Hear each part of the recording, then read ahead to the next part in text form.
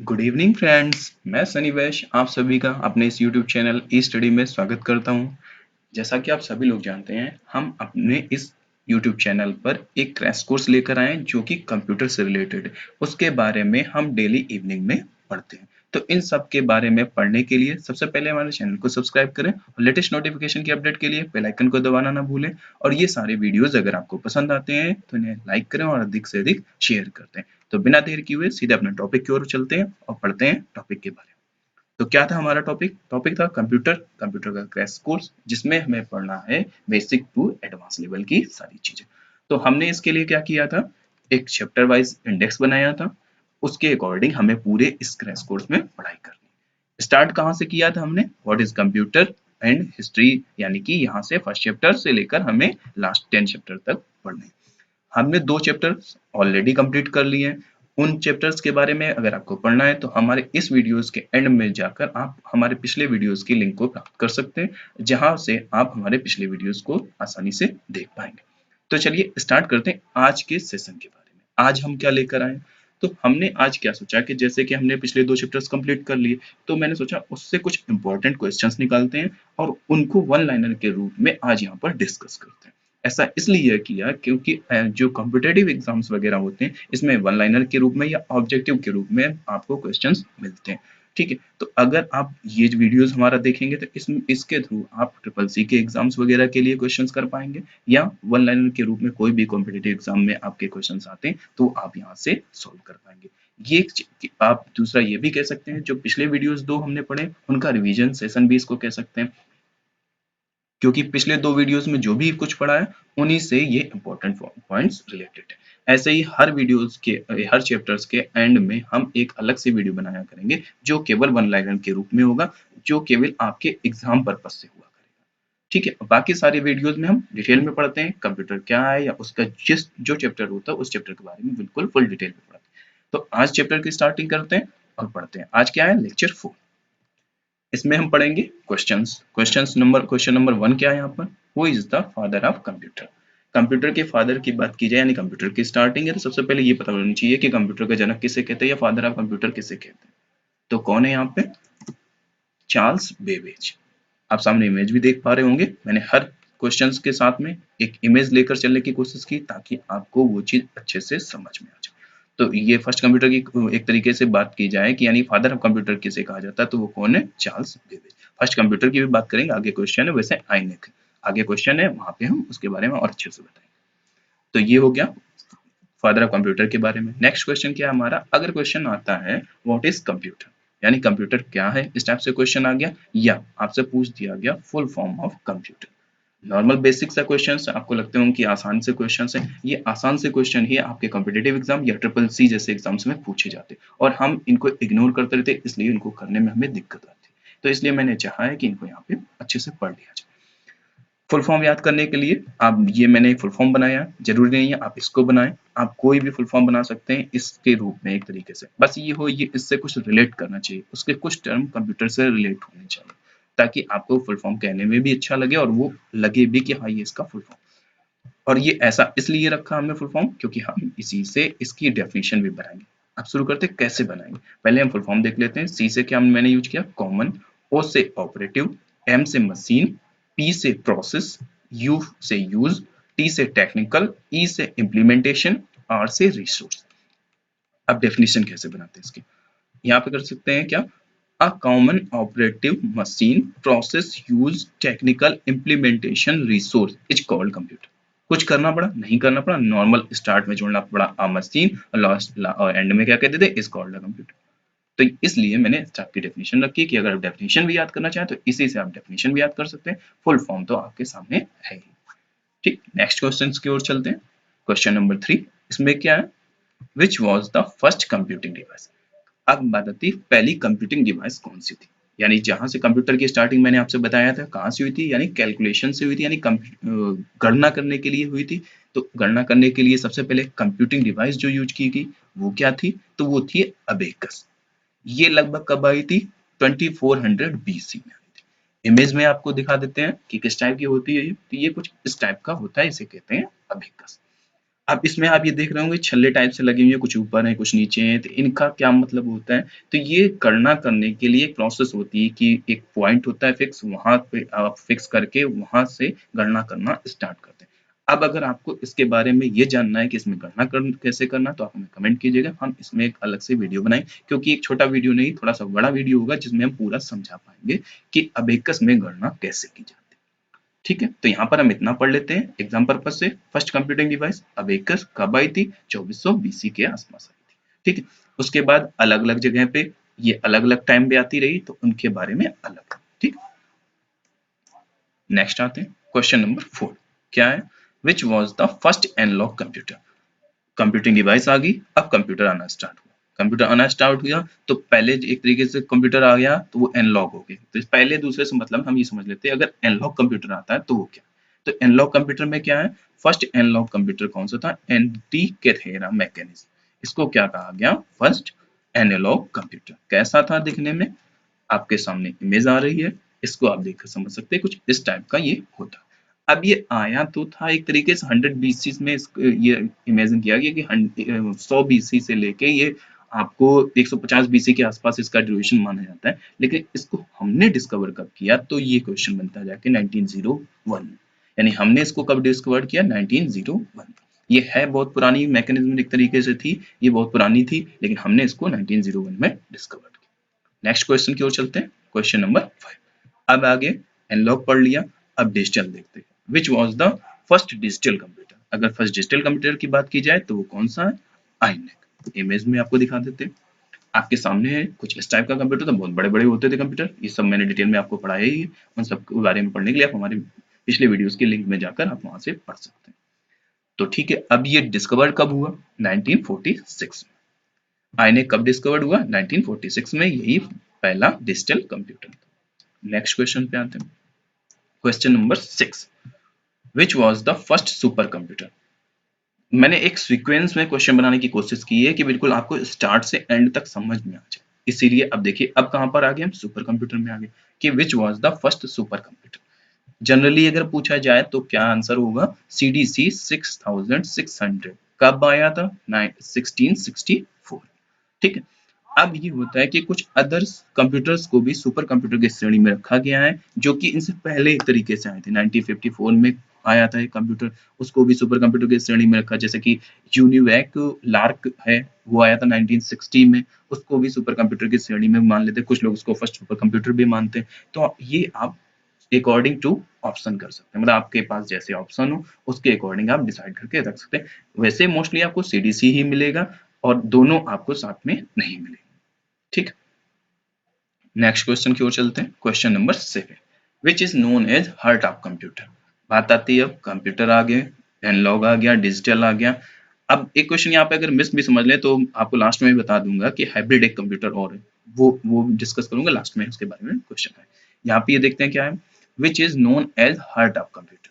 Heart of computer किसको कहा जाता है? सीपीयू।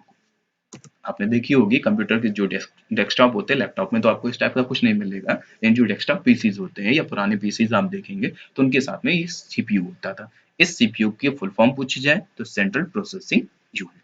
इसी को क्या कहते हैं? Heart of computer. क्यों कहते हैं? क्योंकि इसके अंदर ही पूरा मदरबोर्ड होता है। मदरबोर्ड क्या होता है? तो मदरबोर्ड के अंदर ही माइक्रो प्रोसेसर होता है। माइक्रो प्रोसेसर किससे बनते थे? उसमें क्या होते थे? आईसीज वगैरह लगी होती थी, ट्रांजिस्टर्स लगते थे, मतलब पहले जो आते थे वैक्यूम ट्यूब लगे होते थे। अब आ रहे सब में मतलब मॉडिफाइड होता चला आया, लेकिन सारा प्रोसेस जो भी था वो इसके अंदर था, क्योंकि इसके अंदर मदरबोर्ड है और उस मदरबोर्ड में सारे कनेक्शंस। ठीक, इसीलिए इसको सीपीयू भी कहते हैं, सेंट्रल प्रोसेसिंग यूनिट भी कहते हैं, इसका फुल फॉर्म। ठीक, नेक्स्ट क्वेश्चन क्या है यहाँ पर? Question number 8। Name of any two input device. Computer समझ लिया, उसके साथ में हमें सीपीयू मिल गया, एक यूपीएस भी होता है। अगर क्वेश्चन आ जाता है तो यहाँ पे मैंने बताया नहीं, मैं आपको बता देता हूँ कि अगर यूपीएस आ जाए तो वो इसलिए होता है कि जैसे कि अगर आपकी लाइट चली जाती है, लैपटॉप क्या होता है जैसे आपका चार्ज होता है और आपका चलता रहता है, इन सिस्टम में क्या होता है, आप जैसे लाइट चल रही, लाइट अचानक चली गई, इन्वर्टर है नहीं आपके पास, या जिससे वो चल सकता है, इन्वर्टर से तो चलेगा नहीं, मान लीजिए जनरेटर से चल रहा था तब तो कोई दिक्कत नहीं, लेकिन लाइट से ही चल रहा था और अचानक लाइट चली गई, या जनरेटर से भी चला, किसी कारण जनरेटर बंद हो गया, तो आपका पूरा डेटा बेकार हो जाएगा और वहां से कट हो जाएगा। ठीक है, क्योंकि सिस्टम बंद हो जाएगा। तो इसके लिए एक यूपीएस नाम की डिवाइस होती है जिसमें कि एक बैटरी होती है, उसका एक बैकअप होता है घंटे 1.5 घंटे का। उसमें ये फैसिलिटीज मिल जाती है आपको कि जैसे ही आपने मान लीजिए सिस्टम में कुछ वर्क कर रहा है, अचानक लाइट जाती है तो वो यूपीएस ऑन हो जाएगा और वो बीप करने लगता है, ताकि आपको समझ में आ जाए कि हाँ लाइट भी चलेगी, और उसके बाद अगर वो उसकी बैटरी डाउन हो रही तो बीप करता रहेगा। आप उस टाइम में अपनी उस फाइल को सेव कर दें, उसके बाद प्रॉपर शट डाउन कर सकते हैं उसको। तो उससे ये आपको बेनिफिट मिलता है।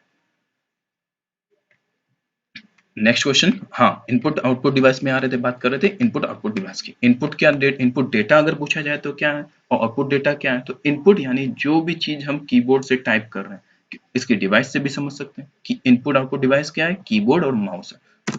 इमेज में आप देख पा रहे हैं, ये मैंने कीबोर्ड और माउस की इमेज ली। अब अगर इनपुट डेटा पूछा जाए तो यानी जो भी डेटा हम इनपुट करेंगे, यानी जैसे हमें कुछ लिखना, अपना नाम हमें कंप्यूटर में लिखेंगे, तो जब हम टाइप जो करते हैं ये क्या कर रहे हैं, हम इनपुट कर रहे हैं। ठीक है, उसके बाद हमें स्क्रीन पर जो रिजल्ट मिलता है उसको क्या बोलेंगे, आउटपुट। ठीक है, तो ये इनपुट और आउटपुट हो गया, और इनपुट आउटपुट डिवाइस आपके सामने। ठीक, एनी टू अगर पूछी जाती तो आप ये ऑप्शन कर सकते हैं, और पूछे तो और भी होती है। ठीक, दो दो बोली क्योंकि ऑब्जेक्टिव टाइप में ले लिया हमने, तो इसलिए दो बता दिए। नेक्स्ट क्वेश्चन की ओर चलते हैं। नेक्स्ट क्वेश्चन क्या है, name of any two output device. Output device, output हमने क्या बताया था, यानी जो चीज हम टाइप करते हैं वो सामने कहाँ है, स्क्रीन में। स्क्रीन में मतलब अगर हमारे पास मॉनिटर, तो मॉनिटर की स्क्रीन पे आएगा। मॉनिटर क्या होते हैं, वही टीएफटी होते थे, या बड़े से कंप्यूटर होते थे टीवी टाइप के, उनको समझ लेती। आज के टाइम पे देखें लैपटॉप की जो स्क्रीन है, तो यानी जो स्क्रीन में सामने हमें मिलता है हमारे द्वारा इनपुट देने के बाद, वो क्या कहलाता है, आउटपुट। तो जहां पे मिल रहा उसको क्या कह देंगे, आउटपुट डिवाइस।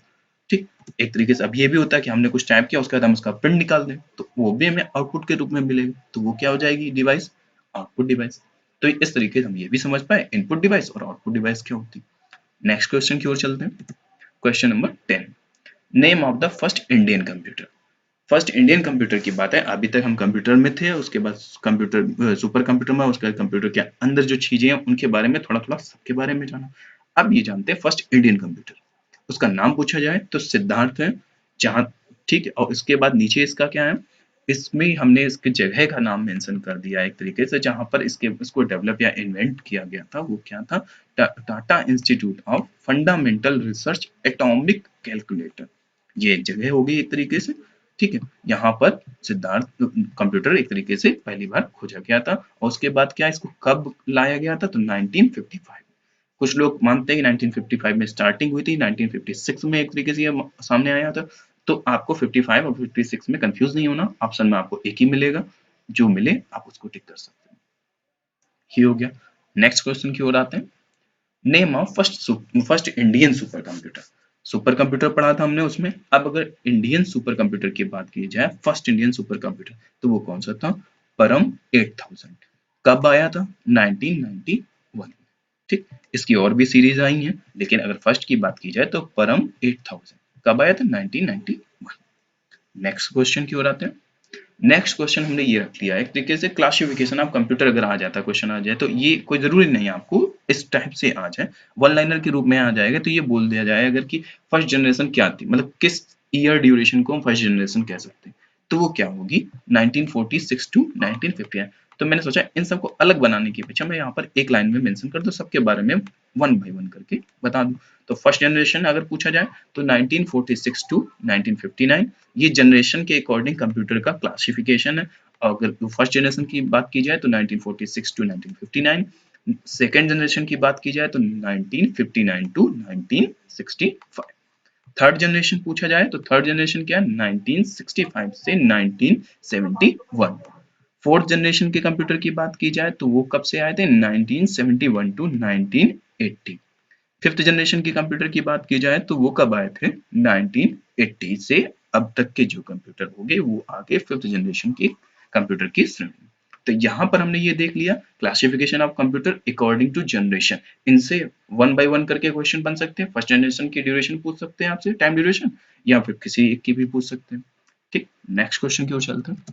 नेक्स्ट क्वेश्चन है हमारा classification of computer according to size and work. यहाँ पर कई क्वेश्चंस बन सकते हैं, ठीक है, इसलिए मैंने इनको एक चार्ट में समझाना ज्यादा अच्छा समझा, ताकि यहाँ से अच्छे से समझ में। अगर नॉर्मली आपसे पूछा जाता है कि कंप्यूटर के कितने पार्ट हो गए, तो आप ये भी बता सकते हैं किसके अकॉर्डिंग है ये, साइज और वर्क के अकॉर्डिंग। अगर ये पूछा है कंप्यूटर कौन से पार्ट हो गए, तो उसके एनालॉग, डिजिटल और हाइब्रिड। ठीक, अब ये हाइब्रिड क्या होता है? एनालॉग और डिजिटल का मिक्सचर। वैसे बेसिकली आपको कंप्यूटर कितने टाइप के मिले? दो, एनालॉग और डिजिटल। लेकिन अब जो कंप्यूटर आ रहे हैं वो हाइब्रिड है। क्यों है? क्योंकि वो एनालॉग की भी प्रॉपर्टी होल्ड करते हैं और डिजिटल की। यानी कि अगर हमें टेम्परेचर प्रेशर मेजर करना तो हम किसके थ्रू कर सकते हैं? एनालॉग, एनालॉग कंप्यूटर की मदद से कर सकते हैं। और अगर मैं जैसे कि अरिथमेटिकल या लॉजिकल डेटा के बारे में करना है, अल्फा न्यूमेरिकल डेटा है जो, तो वो हम किसके? डिजिटल कंप्यूटर के थ्रू करें। तो आज जो डेटा कंप्यूटर्स मिले उनमें हम ये दोनों काम कर सकते हैं। इसलिए वो कंप्यूटर किसकी श्रेणी में आते हैं? हाइब्रिड कंप्यूटर श्रेणी में। अगर कभी पूछा जाए कि what is hybrid computer, the mixture of analog computer and digital computer, we can say that hybrid computer. और दूसरी लैंग्वेज में ये भी कह सकते हैं a computers which hold the property of analog computer and digital computer. यानी कि दोनों की जो प्रॉपर्टी होल्ड करें उनको क्या कहेंगे? Hybrid computer. अब बात आती है हाइब्रिड कंप्यूटर्स के कितने पार्ट होते हैं। कंप्यूटर के दो पार्ट निकाले हमने। अगर वैसे पूछा जाए मिक्सचर करके तीसरा पार्ट भी बनाया जाता तो वैसे तीन पार्ट हो गए आज के टाइम पे। ठीक, अब हाइब्रिड कंप्यूटर को कौन कौन से कंप्यूटर में डिवाइड किया? तो ये यहाँ पर मैंने मेंशन किया है। क्या क्या? Micro computer, mini computer, main frame computer, super computer. चार तरीके के कंप्यूटर हमने यहाँ पर मेंशन किया। ये किसके अकॉर्डिंग है? साइज एंड वर्क या उनकी पावर के अकॉर्डिंग। कि क्या हो रहा है? जैसे सुपर कंप्यूटर हो गया मोस्ट पावरफुल, सबसे ज्यादा पावरफुल होंगे। मेन फ्रेम क्या होंगे? उनसे कुछ कम। मिनी उनसे कुछ कम। माइक्रो उनसे कुछ कम। माइक्रो मिनी क्या किस कंप्यूटर की श्रेणी में आ जाते हैं? स्मॉल कंप्यूटर्स की श्रेणी में आ जाते हैं। मेन फ्रेम और सुपर कंप्यूटर लार्ज कंप्यूटर की श्रेणी में आ जाते हैं। और भी हमने इनके बारे में डिटेल में अपने वीडियोस में बताया। हमारे इससे पहले की वीडियोस में आप मेन फ्रेम और mini computer, micro computer, super computer सभी के बारे में बिल्कुल डिटेल में पढ़ सकते हैं। तो ये थे हमारे टॉप इंपॉर्टेंट क्वेश्चंस मैंने सेलेक्ट किए थे जिनका हमने आज यहाँ पर डिस्कस किया। इस तरीके से हमारे दो चैप्टर्स भी कंप्लीट हो गए और एग्जाम पर्पज से हमने कुछ इंपॉर्टेंट क्वेश्चंस भी यहाँ से सीख लिए। नेक्स्ट क्या था? हमने जैसा कि आपसे बताते हैं कि हमारे वीडियोस में जो भी आप देखते हैं उसके बाद अगर कोई भी चीज आपको ऐसा लगता है कि ये चीज हमें प्रॉपर नहीं समझ में आई है या फिर उस वो मैंने वहां पर मेंशन किया लेकिन फुली मेंशन नहीं कर पाया हूँ टाइम की वजह से या किसी कारणवश से, तो आप उसको हमारे कमेंट बॉक्स में कमेंट करिएगा और हम उस पर एक अलग से वीडियो बनाएंगे। उसी के लिए मैंने एक हाउ टू सेशन भी रखा है जिसमें हम आपकी क्वेरीज या आपके जो भी आप पूछते हैं कि आपको इस टाइप के बारे में जानना, कंप्यूटर की इस चीज के बारे में मिस हो गया या इसके बारे में बताना, मैं कोशिश करूंगा कि उन हर चीज के बारे में डिटेल में बना एक वीडियो बनाकर अपने इस यूट्यूब चैनल पर अपलोड करूँ। तो ये सारे वीडियोस, अगर मेरे ये सारे वीडियोस आपको पसंद आते हैं तो लाइक करें, शेयर करें और हमारे चैनल को सब्सक्राइब करें। लेटेस्ट नोटिफिकेशन की अपडेट के लिए बेल आइकन को दबाना ना भूलें। Thank you.